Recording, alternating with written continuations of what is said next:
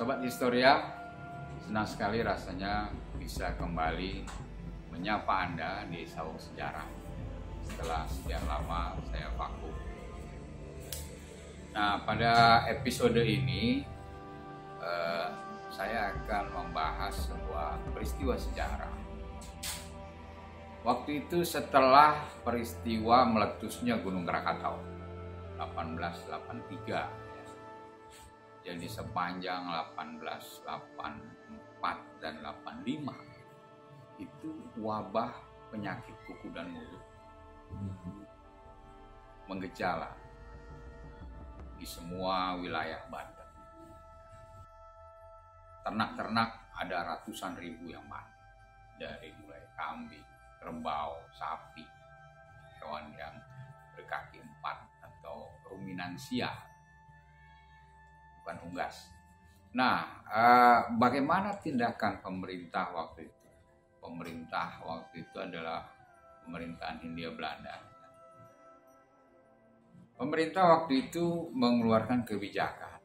Jadi semua hewan ternak dimusnahkan. Yang sakit maupun yang sehat harus dimusnahkan. Nah ini, padahal hewan ternak itu bagi rakyat, bagi masyarakat, bukan sekedar alat untuk membajak sawah. Hewan ternak itu adalah tabungan hidup. Bagaimana dia bertahan hidup ketika memasuki masa-masa paceklik, masa-masa musim-musim kemarau. Jadi mereka menjual hewan ternak. Nah, kalau semua hewan ternak dimusnahkan, ini menjadi penderitaan yang luar biasa bagi rakyat. Belum selesai penderitaan dari letusan Gunung Krakatau, tambah lagi dengan wabah hewan ternak ini menambah dalam ya penderitaan rakyat. Nah, setelah itu kita tahu kejadiannya tahun 1888 terjadi pemberontakan rakyat terhadap pemerintahan Hindia Belanda. Nah, kalau kita lihat secara kasar begitu saja,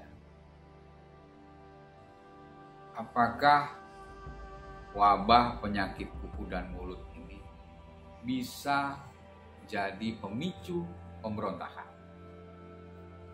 Ternyata penyakit kuku dan mulut, wabah tadi, itu bukan satu-satunya penyebab terjadinya pemberontakan. Penyebab yang utama adalah ketidakadilan. Jadi rakyat merasa menderita akibat ketidakadilan. Ketidakadilan dari pemerintah. Pemerintah Belanda menerapkan rentetan pajak. Ada pajak tanaman, ada pajak jalan, pajak kepala ada juga. Ini yang memberatkan rakyat. Ditambah lagi tadi faktor alam. Nah, itu berkelindan sedemikian rupa sehingga memunculkan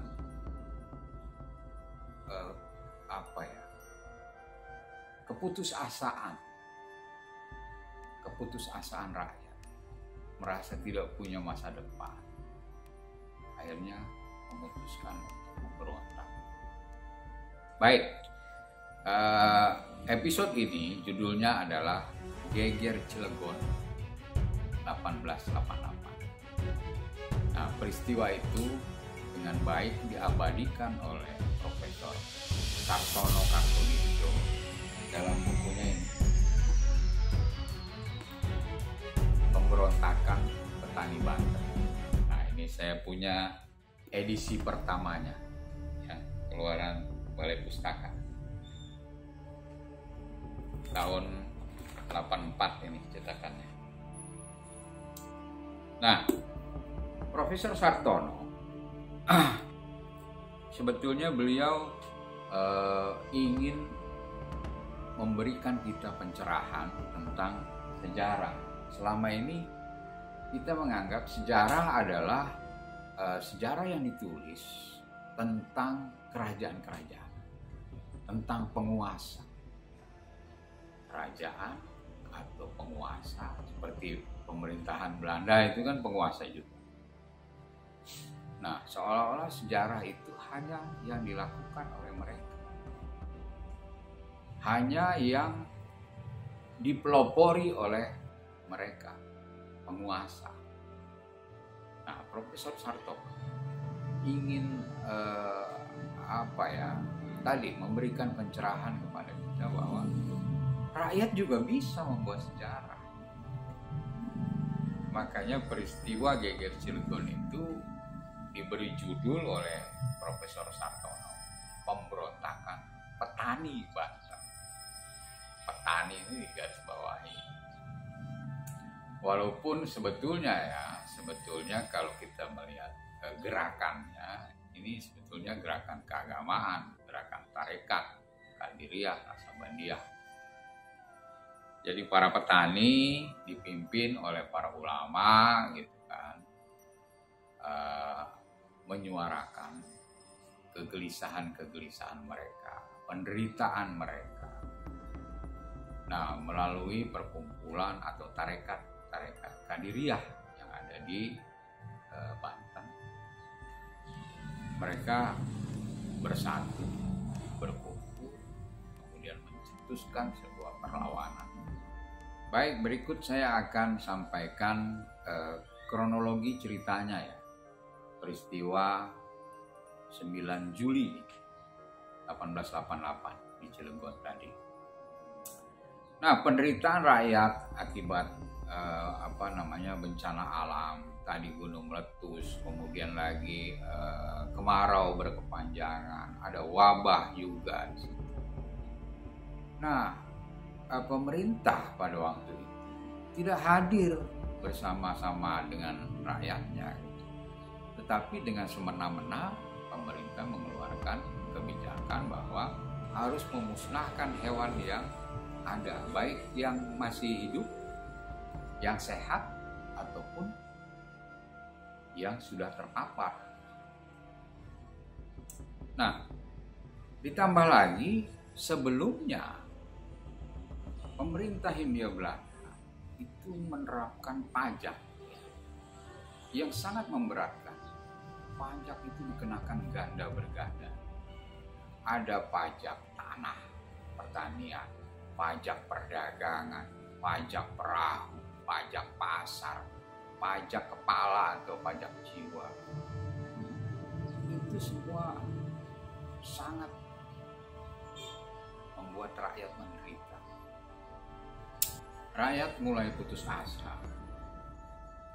Akhirnya mereka mencari pelarian. Artinya pelarian begini. Mereka mulai percaya pada hal-hal yang berbau tahayul. Mereka mulai meminta kepada pohon besar, ya, ada pohon kepuh, pohon kepuh yang besar ini. Rakyat mulai banyak yang meminta di sana, memberi sesajen, sebagainya. Itu cerminan dari keputusasaan rakyat akan harapan-harapan masa depan yang masuk akal ya, sehingga arahnya ke sana. Nah, melihat hal itu, ada seorang ulama, Haji Wasid namanya, itu sangat terpukul ya, betapa umatnya sudah kehilangan keimanan, kepercayaan lagi kepada Tuhan, sampai kembali lagi mereka menyembah atau meminta kepada pohon untuk mencegah perbuatan itu menular kemana-mana. Akhirnya Haji Wasid memutuskan untuk merubuhkan pohon itu ditebang. Nah, ada beberapa warga yang tidak setuju dengan tindakan Haji Wasid melaporkan ke pemerintah Belanda.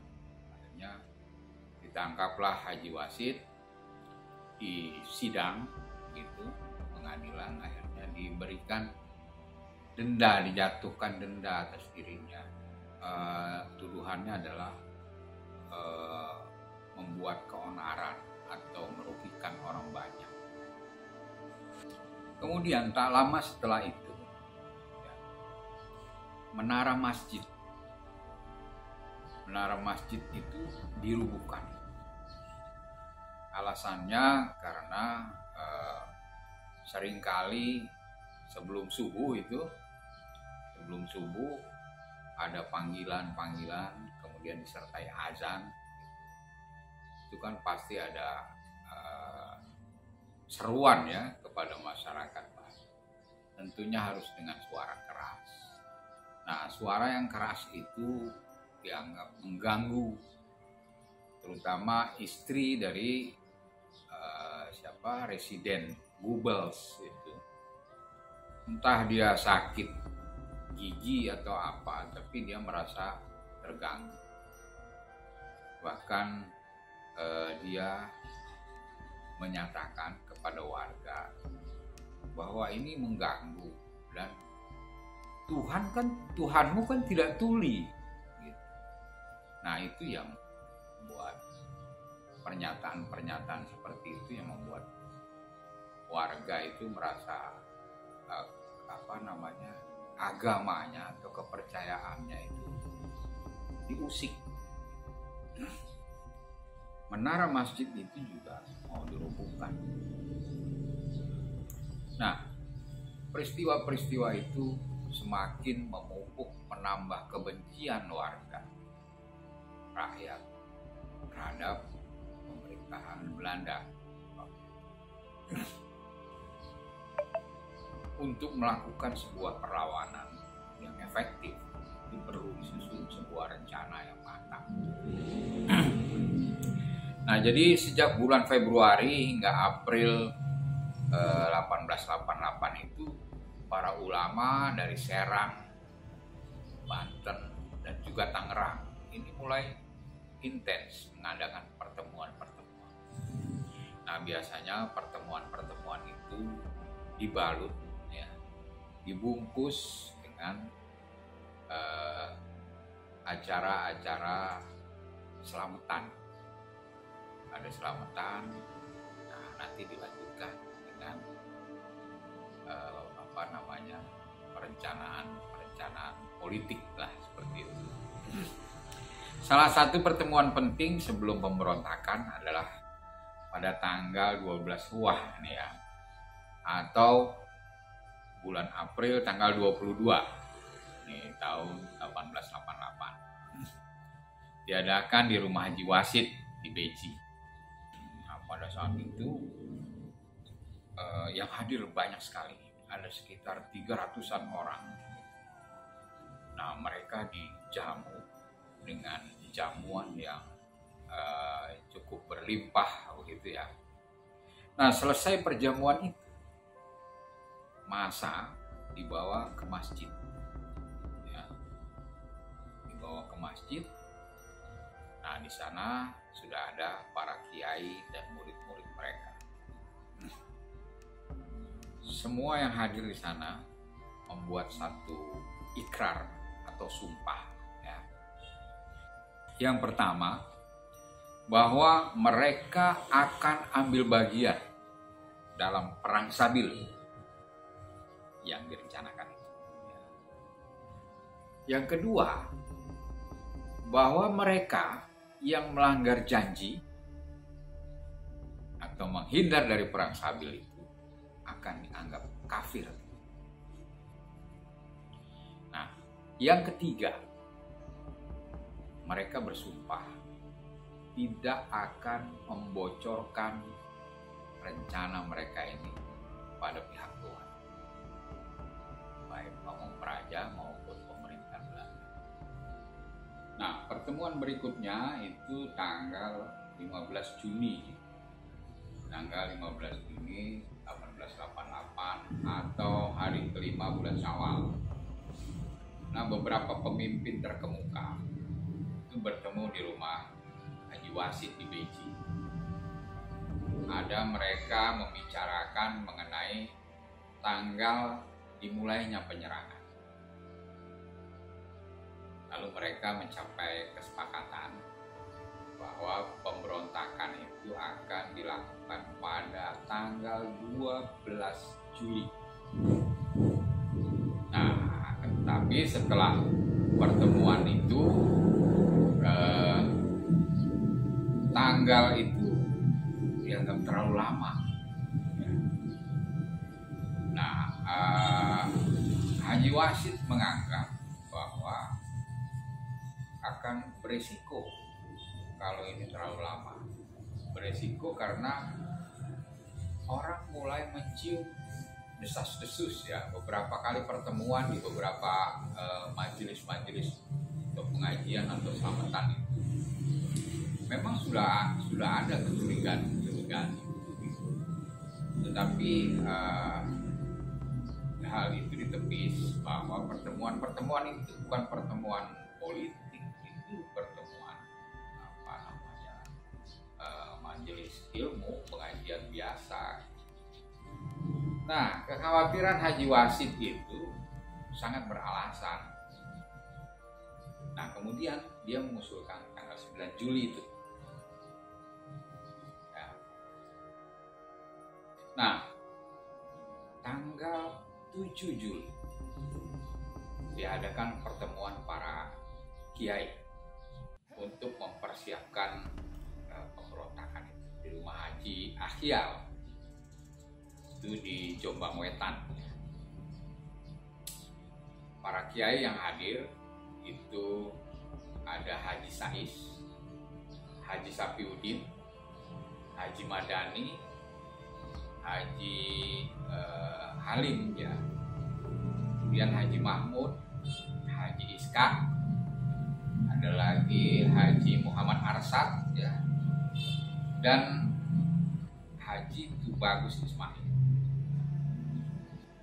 Agar Belanda tidak curiga, pertemuan ini digelar setelah acara kenduri besar. Nah, lalu setelah lewat tengah malam, para kiai tersebut menghadiri pertemuan kedua di rumah Haji Iskak dan bertemu dengan Haji Wasid, lalu Haji Tubagus Ismail. Mereka memastikan bahwa pemberontakan akan dilakukan pada tanggal 9 Juli itu. Besok harinya, Haji Wasid dan Haji Tubagus Ismail itu menemui murid-muridnya. Sementara utusan-utusan yang lain itu dikirim ke berbagai daerah untuk mengerahkan pejuang-pejuang. Ada yang dari Anyer juga, kemudian dari arah Pandeglang, pokoknya semua arah ya. Nah, pada tanggal 8 Juli ya 1888, hari Minggu waktu itu, di Cilegon itu digelar sebuah arak-arakan besar ya. Arak-arakan besar itu dari rumahnya Haji Akhyal itu berakhir di rumah Haji Tubagus Hussein. Para kiai dan murid-muridnya itu memakai pakaian putih, terus kepalanya diikat pakai potongan kain putih juga. Nah, lalu berikutnya pada malam harinya, barisan pejuang itu terus bertambah besar, bertambah banyak. Ada yang bersenjata golok, ada tombak.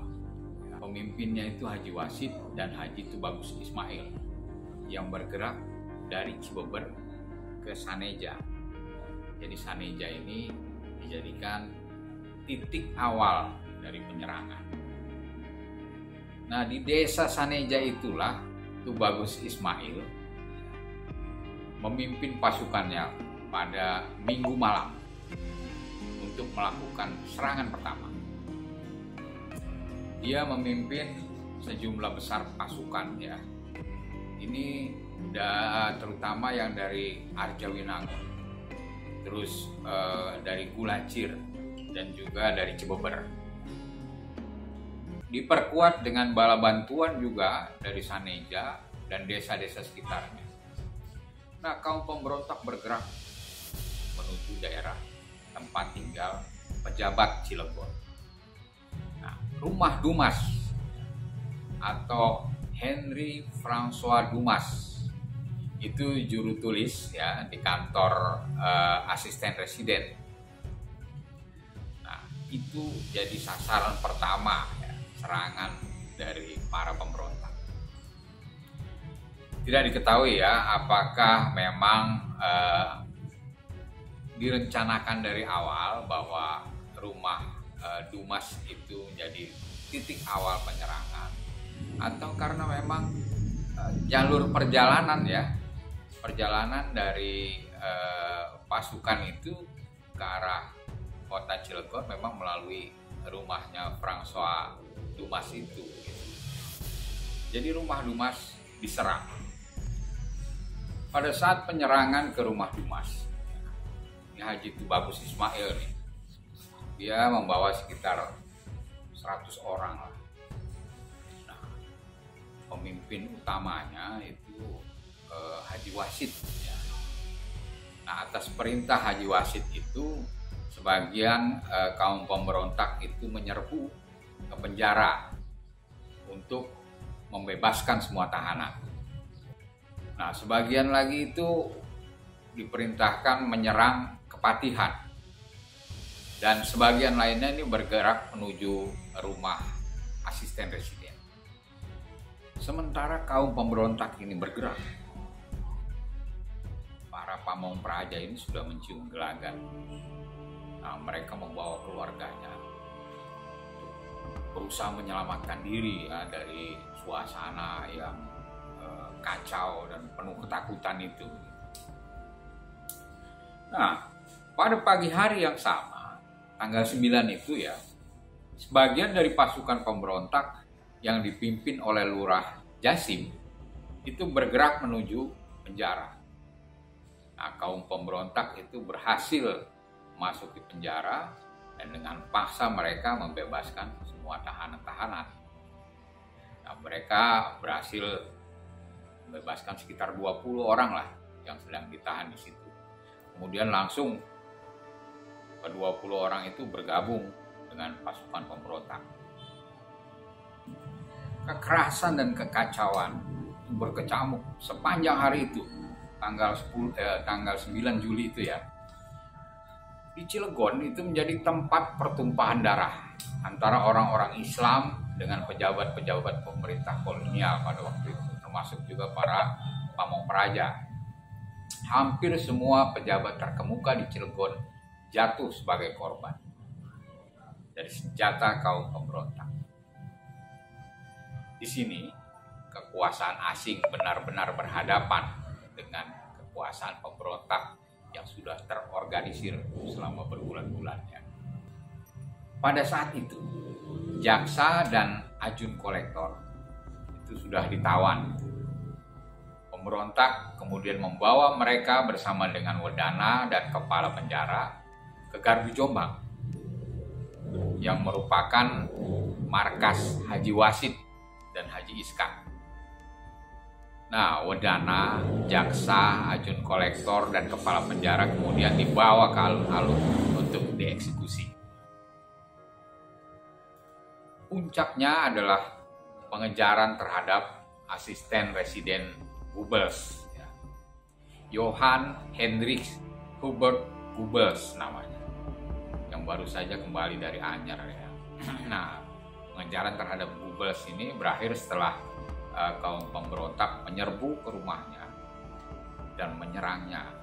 Setelah Goebbels tewas, mayatnya kemudian diseret keluar rumah dan disambut dengan sorakan kemenangan dari pemberontak. Nah, di sini terlihat adanya kebencian rakyat yang sangat mendalam terhadap para pamong praja. Tanggal 9 Juli sorenya ya, itu sekitar jam-jam 5 gitu, kaum pemberontak ini diliputi semangat yang luar biasa gitu, setelah berhasil menumpas para pamong praja dan juga para asisten residen. Ini dengan rasa kemenangan mereka itu, mereka merasa yakin bahwa tidak akan lama lagi mereka akan menaklukkan Serang. Nah, pagi harinya, berarti tanggal 10 ya. Nah, pejabat-pejabat di Serang itu mulai menyadari ancaman bahwa ada gerakan pemberontakan di Cilegon. Nah, mereka memutuskan untuk mengirim pasukan tentara dengan senjata api lengkap untuk memulihkan ketertiban di Cilegon. Nah, Bupati dan Controller Serang juga berangkat sama-sama, sama Letnan Van der Star. Nah, waktu rombongan Bupati ini ya melakukan perjalanan dari Serang, mereka tiba-tiba dihadang oleh para pemberontak yang jumlahnya ratusan orang waktu itu. Lalu sang Bupati berusaha membujuk mereka untuk membatalkan rencana. Ya. Tapi usaha Bupati itu sia-sia. Kemudian Bupati mengatakan bahwa jika mereka tidak bubar dan meletakkan senjata, maka tentara akan mulai melepaskan tembakan. Tapi lagi-lagi peringatan Bupati ini tidak dianggap. Justru pemberontak ini mulai melepaskan tembakan ke arah Bupati dan Controller waktu itu ya. Nah, bentrokan tidak dapat dihindarkan.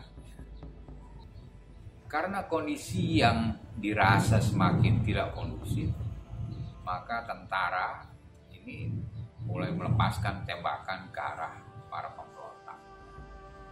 Bentrokan tersebut akhirnya menewaskan 9 pemberontak dan melukai banyak yang lainnya. Nah, sisanya melarikan diri sambil berlindung di belakang pepohonan.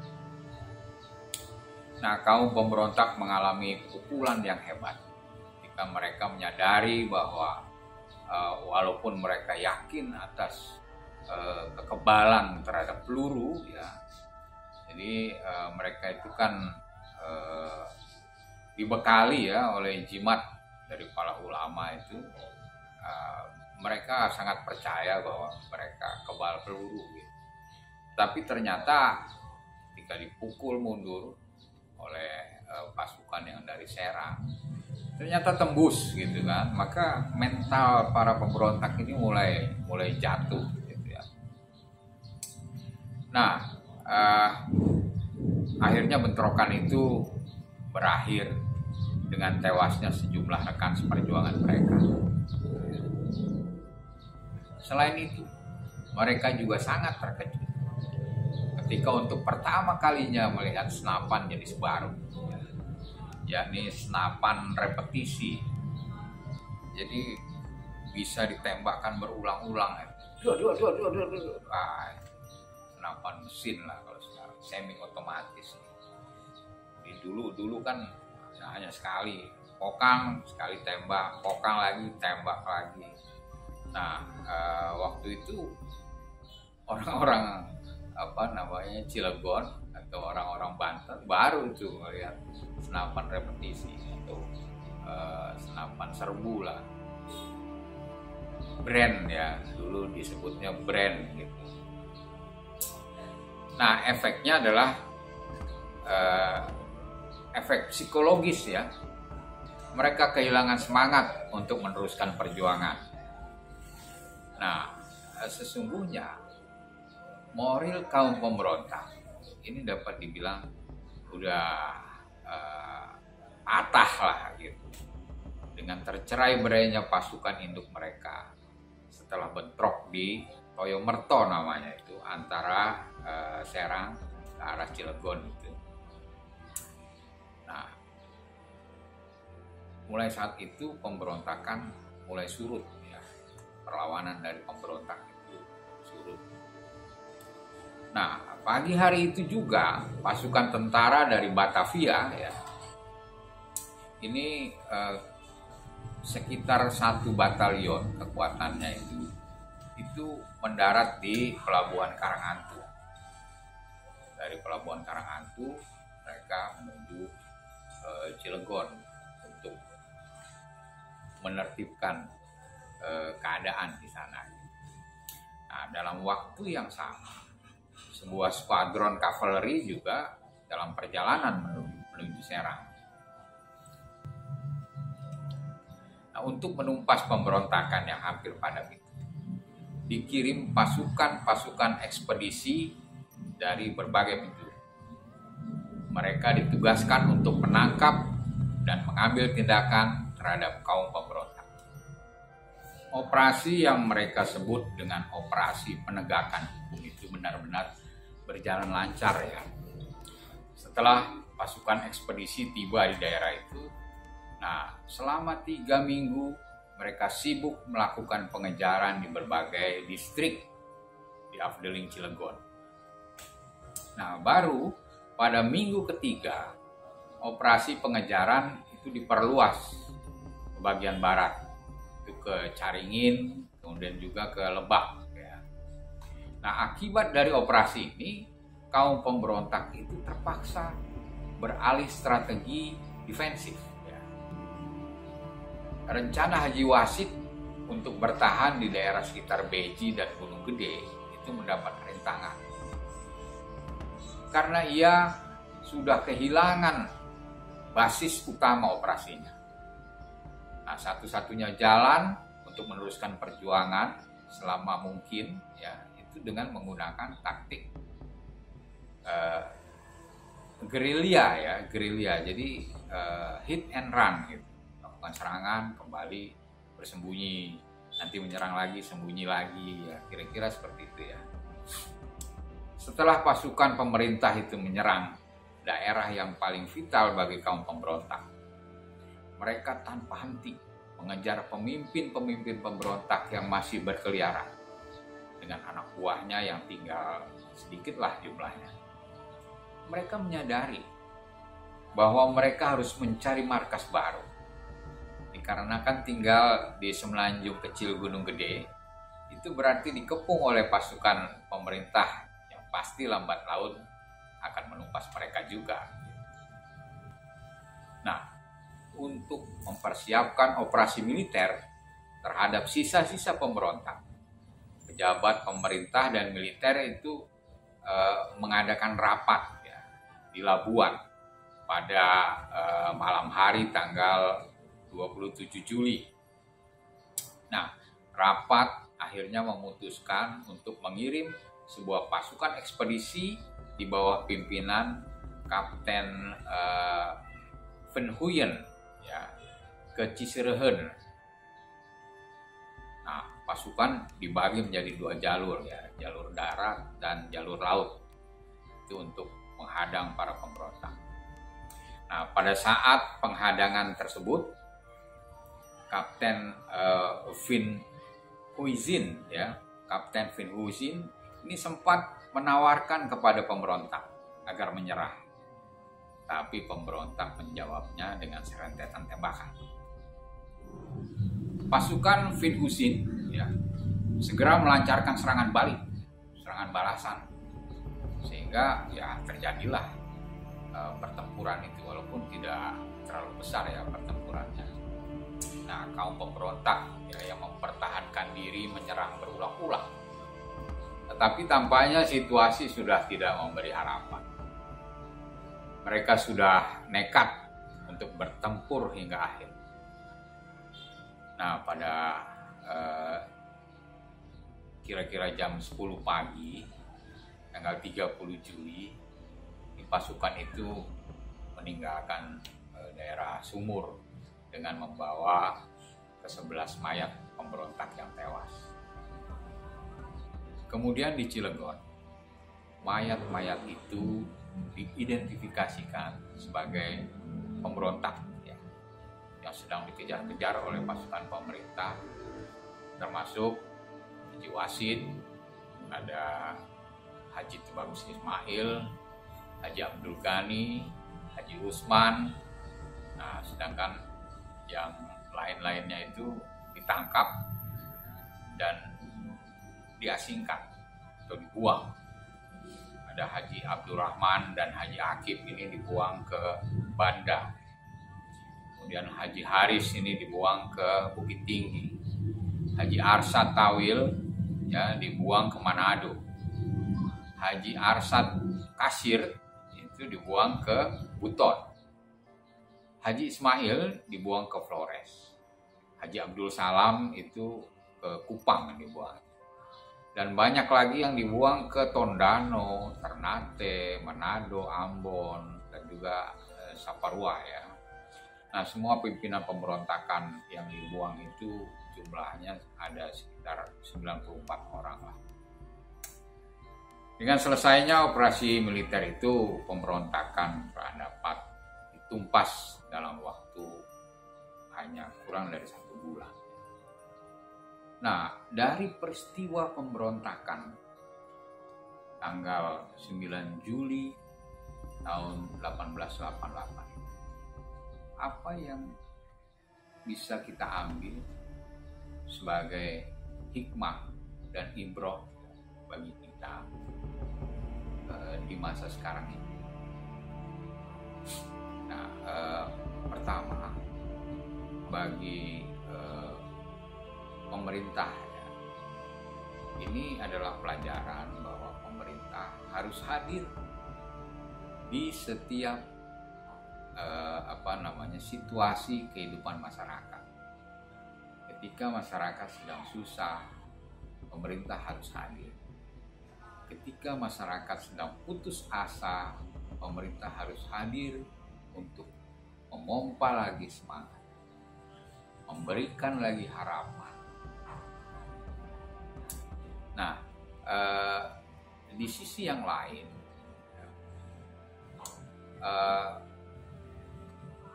nafsu untuk berkuasa dari para pamong praja. Pamong praja ini kan sebetulnya pribumi mereka, bagian dari bangsa Indonesia juga, tapi mereka menikmati penderitaan rakyatnya. Nah, ini yang tidak boleh terjadi pada pejabat-pejabat kita. Maka hukum harus dijalankan.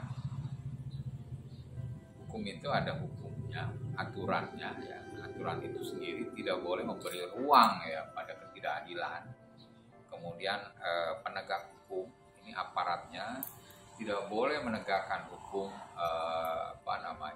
secara tidak adil, artinya tebang pilih dan sebagainya, penyalahgunaan wewenang dan kekuasaan. Kemudian lagi masyarakat juga harus sadar bahwa hanya dengan menjalankan aturan hukum kita dapat hidup dengan damai, dengan sejahtera, dengan lebih bermartabat. Nah, itu kira-kira yang dapat kita ambil hikmah. Nah, sebagai bangsa kita harus belajar dari semangat perjuangan. Di sisi lain ya, kalau orang Belanda selalu mengatakan itu pemberontak. Nah, di sisi lain kita menganggapnya sebagai pahlawan. Kita harus belajar semangat dari para suhada-suhada kita itu yang mereka rela mengorbankan jiwa raga. Demi apa? Bukan demi kebahagiaan dia, tapi demi kebahagiaan generasi berikutnya. Generasi berikutnya siapa? Mereka tidak berpikir bahwa itu anak keturunan. Tidak. Siapapun bangsa kita yang nantinya akan melanjutkan hidup kita sebagai bangsa ini. Tidak peduli itu ada hubungan darah atau tidak. Jadi itulah nasionalisme. Tidak memikirkan kepentingan keluarga, kepentingan kelompok, kepentingan golongan. Pengorbanan mereka untuk kebangsaan. Demikian cerita tentang Geger Cilegon atau Profesor Sartono Kartodirjo itu menamakan pemberontakan petani Banten. Teruslah belajar dari sejarah. Sampai ketemu di Saung Sejarah pada episode-episode berikutnya. Salam.